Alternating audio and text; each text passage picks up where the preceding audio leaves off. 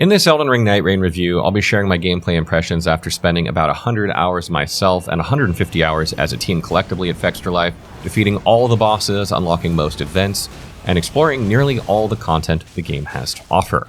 So whether you're a hardcore Elden Ring fan wondering how Nightreign stacks up, or a new player curious to know if you can jump in without playing the original Elden Ring, this review is for you. This review will not go into specific story or NPC details, and we will keep it as spoiler-free as possible. We'll mostly show areas already shown in trailers and events, but if you're deathly against spoilers, you can kick back and listen to the audio or read our article on fextralife.com.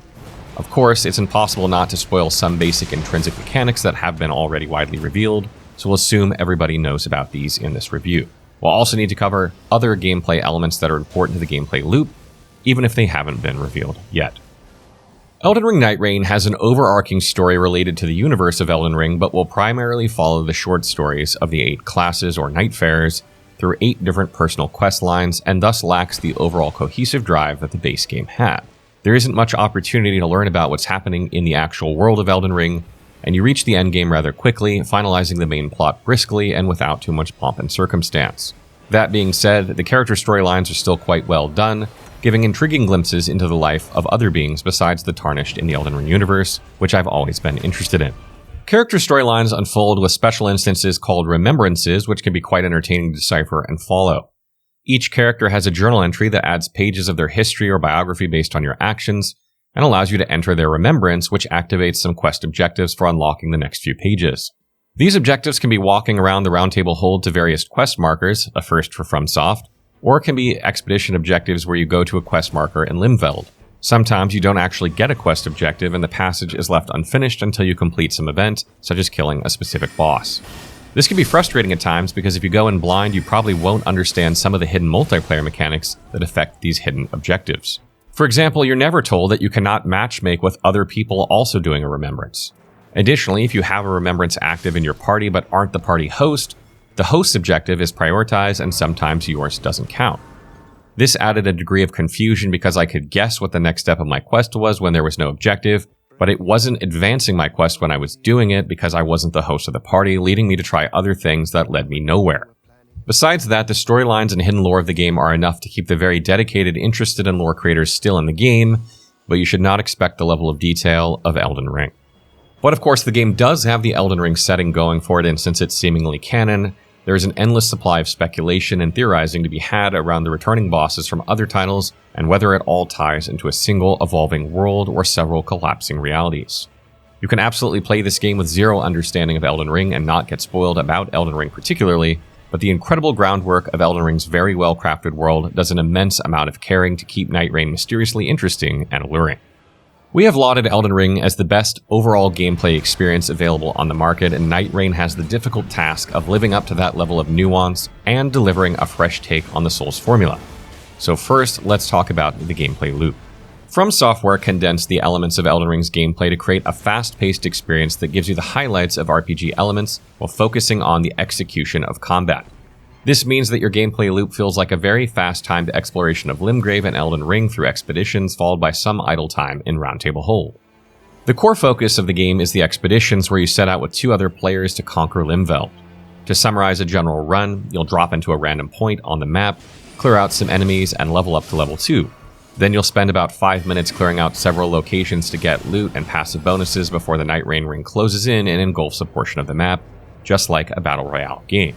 You'll do this twice before facing the first boss, get a special bonus after defeating it, and then the Nightreign will clear and you'll explore the map for one more day. The boss at the end of the second day is generally harder, and afterwards you'll spawn into the final boss room, where you do last-minute upgrades and face the final challenge. If your teammates ever die at any point in the run, you pick them up by shooting them or attacking them, and if you all die, then you lose a level. However, if you all die facing an end-of-day boss, you will lose the run. That's the general loop of every run you will do in the game. Progression in Elden Ring Nightreign is defined only by a few aspects: the aforementioned journal entries and relics you acquire from going out on expeditions. Relics are items which you can equip onto your character for special bonuses in your next expedition, which can be quite game-changing, especially with the unique relics you get from unlocking journal entries. At first glance, the refashioned Round Table Hold looks like it has a wealth of content, but it surprisingly doesn't deliver much. Any NPCs or characters in the hold will only say a few lines and provide little in terms of content. As such, the ultimate objective of the endgame becomes simply unlocking outfits with currency you get from finishing expeditions.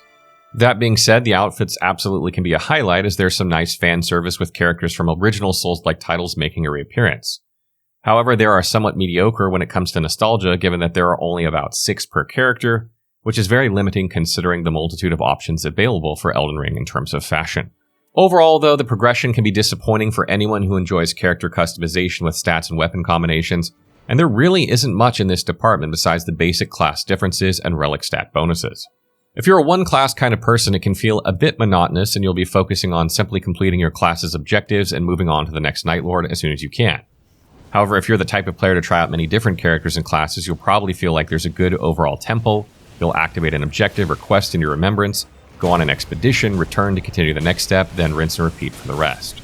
You can mix things up by spending time in round-tabled hold on the sparring ground to try out different weapons and understanding your character a bit better, or tinkering with your relics and outfits. The loop within Limveld is actually really fun once you become a bit more accustomed to what you're doing. I strongly recommend that new players check out our beginner guide and set the Fextra password for both group and party matchmaking so that you can find more free loot in the landscape from defeated players, and so that you can pair up with community members who will be a bit more experienced with the game. We'll also be live streaming and playing with the community at launch using the same password to help out those in need. Remember that this password is all capitals. The expedition flow feels extremely fast and rushed at first, and many times your party will be defeated quickly from mistakes that come with not knowing the layout or from running into random events and shifting Earth situations that change the map completely and set up deadly traps and bosses in your path without always a matching reward. As you get used to these and learn the best routes, you really get good and get in the zone and will be able to get to the Night Lord and eventually beat any boss with ease, with the game becoming about making it work with any party combination and gameplay style. If you're playing solo, the game is very challenging but really rewarding, and it's probably where you might end up after you've really mastered multiplayer if you enjoy a serious challenge. There are a total of 8 classes to play dubbed Nightfarers in Elden Ring Nightreign, each with their own unique abilities and stat scalings. This means you won't really be able to turn the mage class into a tank, as you'll be limited by available weapons and their fixed scalings, and as of the base launch, there are 2 Nightfarers that you'll unlock after playing some time, and it can be fun to acquire them, but I do hope that they continue adding more with updates, which it seems like they will. The list of Nightfarers and their specifics is available on the Nightreign wiki, so I won't repeat them here, but to be brief, you have 3 strength-focused classes, 1 Dex Int caster, an archer, a melee Dex option, a faith character, and finally an intelligence faith mage. They can all use any weapon, but you'll find yourself hunting for the specific best option for your Nightfarer if you want to have really good runs. The difference between each Nightfarer doesn't end there, though, with each possessing 3 unique abilities and starter weapons, which heavily impact gameplay. Mastering your Nightfarer's unique skills and their possible hidden mechanics is very important to being successful as a team player, since you will find a well-timed skill can be the difference between success and a wipe. For example, the Executor Nightfarer is a parry-focused class, but it's not written anywhere that switching between his regular sword and his Suncatcher sword counts as a parry when you switch, which really smooths out his gameplay. We'll have a dedicated classes and ranking video coming at launch, as well as in-depth class guides, so if you want to get ahead, make sure to check out those on our Nightreign playlist. Gathering the right equipment on a run is a key factor that makes the combat in this game work, and Nightreign brings a significant amount of weapons and spells for you to experiment with, alongside some talismans and consumables. There are 244 weapons, 66 bows and crossbows, 37 shields and torches, 19 staves and seals, and 61 talismans in Elden Ring Nightreign. Equipment is random and cannot be changed or infused, and there are no Ashes of War or Spirit Ashes loot, so every run is a bit of an RNG lottery to try and find something that you like and see what build you can make. Weapons have fixed stats and sometimes random skills, and staves and seals have 1 fixed spell and 1 random spell attached when they drop. All armaments have random weapon bonuses that don't necessarily match the armament, so you may get guard boosting on your staff, for example. A huge part of Nightreign is the weapon variety that you play with on each run, which can drastically change the way you play. Picking up iconic weapons from Elden Ring like Rivers of Blood, Sword of Night and Flame, and Malekith's Blackblade feels amazing and creates different experiences each time. Of course, some classes like Wilder can take advantage of this more than others because of their inherent stats and skills, so your mileage will vary a bit depending on which character you play. The only real negative here is that there's absolutely no additions in terms of equipment besides the starter gear that Nightfarers get, as these have all been reused from Elden Ring. If you were hoping for just a bit more new stuff to be added, you're going to be sorely disappointed. Now onto the part where Nightreign really shines, the combat, and this should really be the height of the game for everyone, since this is the combat of Elden Ring, but tweaked some to be faster and snappier. The addition of class stats and class skills further dictates how you play in combat each run, within your team or even solo. This is not a new concept for gaming, but is relatively new for From Software, and this is something I would love to see more in future titles. Mixing class skills and ultimates with weapon skills and spells gives you exponentially more options in terms of things you can do with Elden Ring's combat formula, allowing for some really interesting builds. Take Recluse for example, the mage class of the game. She can regain FP more easily than any other class in Nightreign thanks to her unique character skill. Imagine if she used Taker's Flame from the Blasphemous Blade and could just spam it at range because of her FP regain. How deadly would that be? Or what if you use Wilder, the Knight class, to tank with a Great Shield and use his grappling hook to stay within melee range of the boss at all times? The out-of-the-box thinking is what the Elden Ring and Souls community is known for, and I personally cannot wait to see what sort of things they discover in the coming months. Even though Elden Ring enemies have been almost exclusively reused, it still feels like a fresh experience fighting them with these new systems being added, because it changes your approach when fighting them, even if you fought a boss or enemy countless times before in Elden Ring. The speed with which you move allows you to determine when to fight and when to flee, really allowing you to control when you are comfortable engaging. Nightreign has been in development since 2021, so it looks and performs almost exactly like Elden Ring. This means the excellent design and art direction are carried over completely, and the world is intriguing and beautiful in its own unique fantasy painting style. I will still die on the hill that their graphics engine needs an update, but the art direction carries their old engine hard enough that it doesn't really matter. Boss and enemy designs for new and returning bosses are very well realized, and the Night Lord boss fights are truly amazing spectacles, worthy of the long runs required to get to them.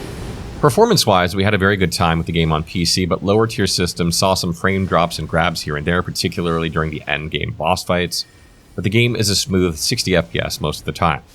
I do want to note though that for some reason there is no way to change the FPS in the in-game menu settings, so you can't really uncap the FPS in any way. In terms of music, the audio track for the game is solid with many standout soundtracks. The main theme in the Roundtable Hold, the Shrouded Roundtable Hold, is especially a highlight as the perfect melancholic and nostalgic hub music to set the stage for your waiting time in between expeditions and those heavy conversations about your character's past.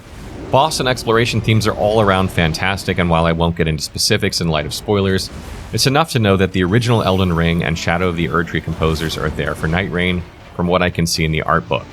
However, I was a bit disappointed with the digital art book that comes with the game, as it seems to only have 10 tracks currently and is missing almost all of the boss tracks at the time of this review. It is worth noting that the voice performances was not on the level of previous Souls titles or Elden Ring, and I was a bit disappointed by some stiff deliveries of dialogue without the level of talent that we have been spoiled by with From Software in the past. Nightreign is not a long game in terms of its main story that can be completed in about 20 hours for an average player, depending on how fast you get into multiplayer matches and the skill of those you play with. Experienced groups can probably tear through the bosses in about 35 minutes a pop, but that's what comes later when you had a decent amount of time with the game. In terms of gameplay, it took me about 36 hours of game time to fully complete all remembrances for Revenant, Recluse, and Wilder and do all bosses with them. If you plan on doing all characters, you can calculate quite a good amount of content if the costumes and quests are motivation enough to keep repeating the runs. The game's replayability is very high thanks to the class variety and randomization of loot, and with DLC already announced as coming this year, we can expect this to become one of those games you keep coming back to seasonally as you want to check out new outfits, classes, and bosses, given the initial offering is somewhat low. The multiplayer, of course, adds an entire layer of interest to this, as it's a very fun aspect, but your in-game communication is limited to pins with no option for voice or written chat. This can be really frustrating when other players don't quite understand that the party should stick together, or when you have players who prioritize only themselves and their own gear without helping you out as well. Selfishness has always been a problem of this type of game, so it's nothing new, but having no option to communicate this can lead to a poor experience that is coupled with the unavoidable penalty if anyone drops out of the game, even if you all decide to quit. The game warned us about this, and I did it anyway and seemed to have no issues, but this was during the review period where it could take an hour to find a match in Asia zones. Ultimately, we are all affected to some extent or another by From Software's now notorious P2P netcode that makes enemy health jump back up, parries not happen, missed dodges, interrupted connections, random disconnects, and the like. Despite being designed like a live service game, they still don't seem to have actually dedicated servers.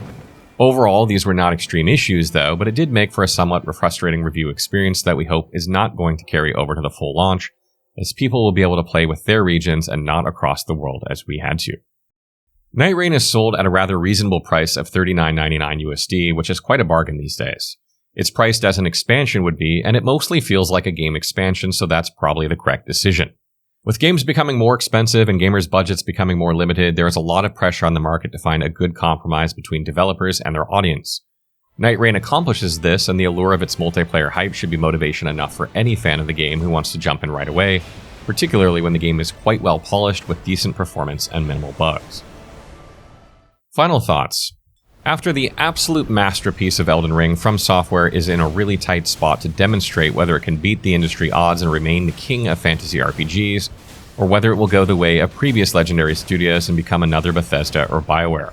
With corporate breathing down creative necks to increase profit margins and some overall tendencies of the series that I noted in my Has From Software Peaked video, Nightreign's co-op extraction format and announcement looked like a cache-in of recycled assets that could set the path of the studio to downfall. Fortunately, it seems that even if Nightreign is an experiment and maybe a slight cash-in by reusing assets from their now very valuable Elden Ring IP, the developer has managed to create a very engaging gameplay experience that will satisfy fans' desire for more multiplayer while keeping a distilled combat experience that is unequivocally fun. While heavy in recycled assets and somewhat thin on player progression rewards, the truth is that whether you love Elden Ring or not, Nightreign is a good and fun game that showcases the outstanding fun combat of Souls and its addictive multiplayer at its best. If you have friends who have also played Elden Ring to play Nightreign with, I can 100% recommend buying this game on launch.